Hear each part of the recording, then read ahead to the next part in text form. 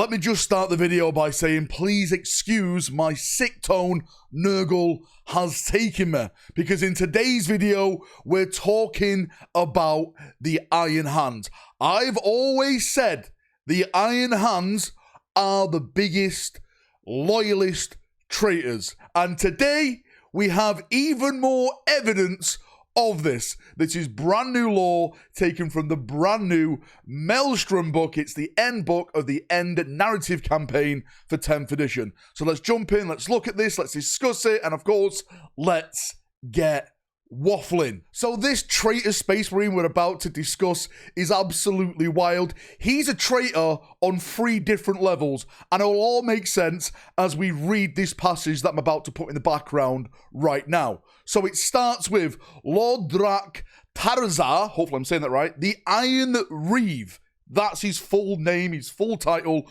once an officer of the Iron Hands.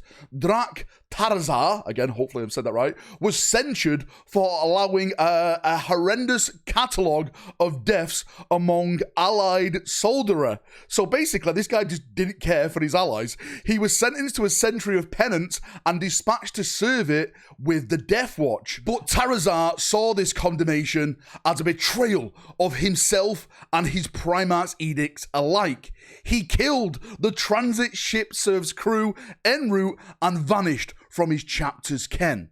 In the years since, Tarehzar's bitterness over his treatment has only grown. He despises mortal humanity as a flawed prototype, hating it for what he sees as vaunting fertility. In the Maelstrom, he found the forces that respected strength in the Red Corsairs.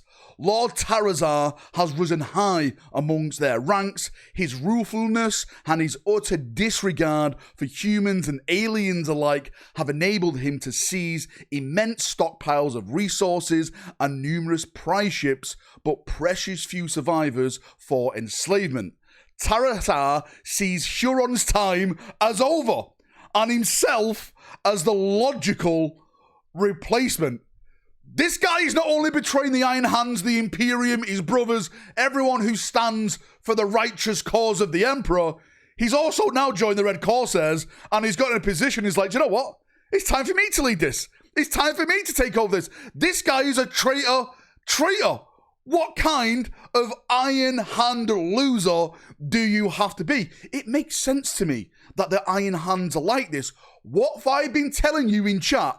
Do not trust the Iron Hands. Look what happened to Shadrach, the only good Iron Hand that ever lived. His own brothers betrayed him because they're all insane, right?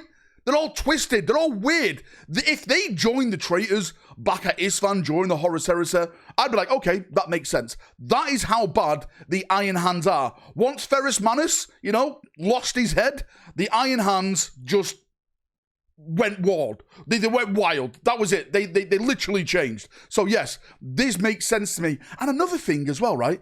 If you actually look at the picture of this guy, is it just me? Or is he wearing pink? It may be like the light on this guy, but it looks very, very pinkish, which means maybe he's given himself over to the forces of Slaanesh as well, which again is absolutely wild because, of course, Fulgrim, the Emperor's children, were the ones that literally butchered the Iron Hands.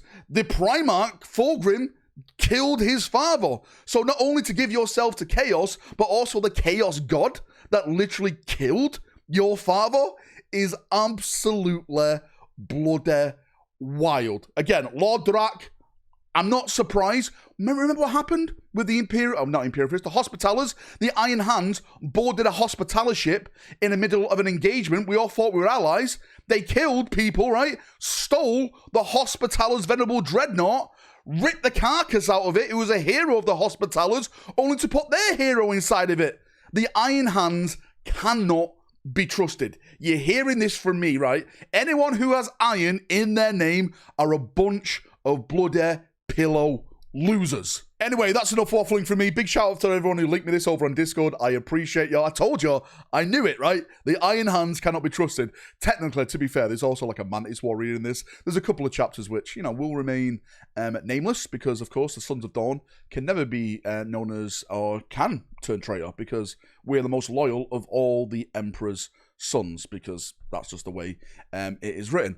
Thanks for coming, thanks for watching. There should be more lore coming very, very soon in this actual Maelstrom book, because a lot of people are saying, is it full of lore? It is, but it's not really story type of lore.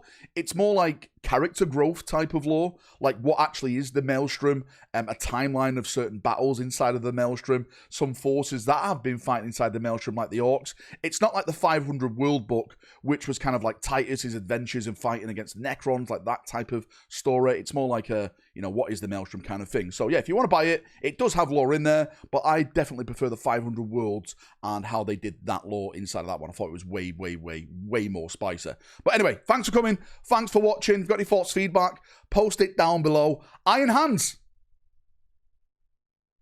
It writes itself. It writes itself. You heretics.